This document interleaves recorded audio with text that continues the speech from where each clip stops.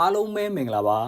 တူရီဝင်နာ channel ကနေပြီးတော့ပြန်လဲကြိုဆိုလိုက်ပါတယ်ဗျဒီနေ့မှာတော့ကျွန်တော်16ရက်တက်လ2026တောက်ကြနေ့နောက်ဆုံးနေ့အတွက်ဗီဒီယိုကိုပြောပြပေးကြပါရဗျဟုတ်ကဲ့ပါပထမဆုံးအနေနဲ့ကျွန်တော်တောက်ကြနေ့မနက်ပိုင်းအတွက်အချိန်နေကဲကနန်းနေပေါကနန်းနေကိုအရင်ဆုံးပြောပြပေးကြပါရတောက်ကြနေ့မနက်ပိုင်းအတွက်ဆိုလို့ရှိရင်တော့ကျွန်တော်ရွေးထုတ်ထားတဲ့အချိန်က3-8အချိန်ဖြစ်ပါတယ်1-2-6ခွန်နဲ့ကတ်မှာဖြစ်ပါတယ်ဗျ3-8အချိန်ကို1-2-6ခွန်နဲ့ကတ်ပြီးတော့ကျွန်တော်ရွေးထုတ်ထားတဲ့ပေါကနန်း10ခွက်ကတော့3-1-3-2-3-6-3ခွန်8-1-8-2-8-6-8ခွန်ဆိုပြီးတော့ပေါကနန်း10ခွက်ရွေးထုတ်ပေးထားပါတယ်ဒါကတော့တောက်ကြနေ့မနက်ပိုင်းအတွက်အချိန်နေကဲကနန်းနေပေါကနန်းနေဖြစ်ပါတယ်ဗျတောက်ကြနေ့နေကုန်အတွက်အကြိုက်ဆုံးလုံးမိုင်နှလုံးကတော့3-8လုံးမိုင်ဖြစ်ပါတယ်3-8လုံးမိုင်ဖြစ်ပါတယ်ဗျတောက်ကြနေ့နေကုန်မထိမပေါက်ကီး3လုံးကတော့6ခွန်8ကီးဖြစ်ပါတယ်6ခွန်8ကီး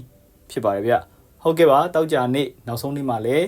အားလုံးပဲအဆင်ပြေကြပါစေဗျကျွန်တော် channel အမြဲတမ်းအားပေးနေတဲ့အတွက်ကြောင့်မလို့လည်းကျေးဇူးများကြီးတင်ပါတယ်ခုနှစ်ရက်သားသမီးများအပူတွေရှိလို့ရှိရင်လည်းအမြန်ဆုံးငြိမ်းကြပါစေဗျာနော်